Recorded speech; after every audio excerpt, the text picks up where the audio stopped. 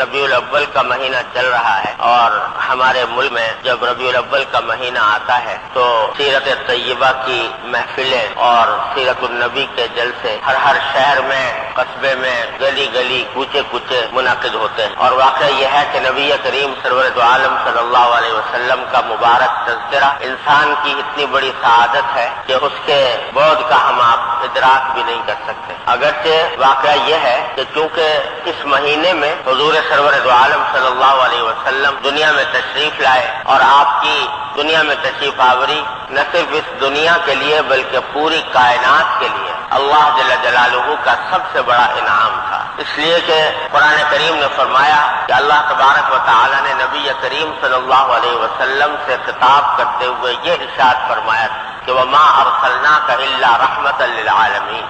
ہم نے آپ کو نہیں بھیجا مگر تمام عالموں کے لیے ایک رحمت بنا کر، صرف انسانوں کے لیے نہیں بلکہ تمام عالموں کے لیے، جتنے عالم اس کائنات میں پائے جاتے ہیں، انسانوں کا عالم ہو، جنات کا عالم ہو، جانوروں کا عالم ہو، جمادات و نباتات کا عالم، سب کے لیے رسول کریم صلی اللہ علیہ وسلم کی ذات والا صفات ایک عظیم رحمت تھی اللہ تبارک و تعالی۔ اس واسطے جس دن اور جس مہینے میں آپ دنیا میں تشریف لائے وہ کائنات کا عظیم ترین دن، عظیم ترین مہینہ تھا۔ اور اگر اسلام میں کسی کے یوم ولادت منانے کا کوئی تصور ہوتا تو یقیناً حضور نبی کریم سرور دو عالم صلی اللہ علیہ وسلم سے زیادہ کسی اور کا استحقاق نہیں تھا کہ اس کا یوم ولادت منایا جائے، لیکن اللہ جل جلالہ نے آپ کے ذریعے جو دین ہمیں عطا فرمایا وہ دین در حقیقت رسمی کارروائیوں سے بڑا بالا تر ہے۔ اس دین میں تمام تر زور اور اہمیت اور تاکید در حقیقت عمل کی ہے، ہر انسان کے اپنے عمل، اس میں رسمی کارروائیاں نہیں ہیں۔ اس لیے اس دین کے اندر کسی کے یوم ولادت یا یوم وفات منانے کا کوئی تصور ہی نہیں۔ اتنا عظیم الشان واقعہ جو پوری کائنات کے لیے ایک رحمت تھا وہ پیش آیا، سرکار دو عالم صلی اللہ علیہ وسلم کی ولادت باسعادت، لیکن پوری حیات طیبہ میں نبی کریم سرور دو عالم صلی اللہ علیہ وسلم کی حیات طیبہ میں کبھی آپ نے یا آپ کے صحابہ کرام نے یہ دن نہیں منایا۔ آپ دنیا سے تشریف لے گئے، 100 سال تک صحابہ کرام دنیا میں تشریف فرما رہے، اور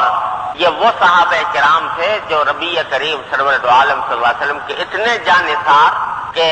اب دنیا میں ایسا کوئی جانثار پیدا ہونا ممکن نہیں، جو رسول کریم صلی اللہ علیہ وسلم کے دہان مبارک سے نکلنے والے تھوک کو بھی زمین پر گرنے نہیں دیتے تھے بلکہ اس کو اپنے ہاتھ پر لے کر اس کو اپنے جسم پر مل لیتے۔ وہ صحابہ کرام جو سرکار دو عالم صلی اللہ علیہ وسلم کے ایک پسینے کے قطرے پر اپنے ہزاروں خون کے قطرے بہانے کو تیار، ایسے جانثار دنیا میں کسی بھی انسان کے پیدا نہیں ہوئے۔ یہ وہ صحابہ کرام ہیں کہ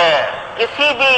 نبی کو، کسی پیغمبر کو، کسی ولی کو، کسی صوفی کو، کسی شیخ کو، کسی بڑے رہنما اور قائد کو ایسے جانثار ساتھی میسر نہیں آئے جو حضرات صحابہ کرام نے فداکاری اور جانثاری کی مثالیں قائم فرمائیں۔ 100 سال تک وہ دنیا میں تشریف فرما رہے لیکن یوم ولادت منانے کا کوئی ذکر فکر نہیں کہیں کہ حضور فلاں دن پیدا ہوئے تھے لہذا اس دن کوئی جشن منایا جائے، کوئی عید منائی جائے، کوئی سارے صحابہ کرام کے بعد تابعین کا دور آیا، تابعین کے بعد تبع تابعین کا دور آیا۔ خیر القرون قرنی ثم الذین یلونہم ثم الذین یلونہم، آپ نے فرمایا تھا کہ سب سے بہترین قرن میرے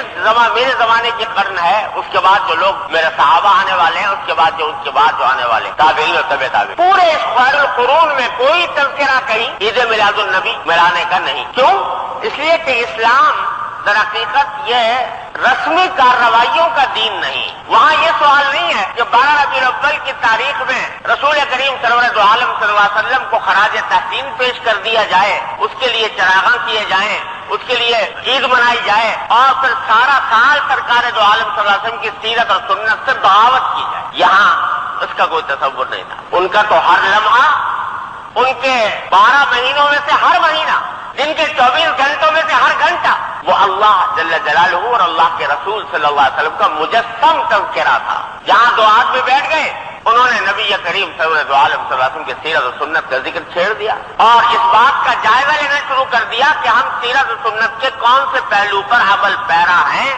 اور کون سے پہلو پر عمل پیرا نہیں ہے۔ اگر نہیں ہے تو کس طرح اس پر عمل پیرا ہوں۔ یہ تھا اصل پیغام جو حضرات صحابہ کرام نے اور تابعین اور تبع تابعین نے امت کو پہنچایا۔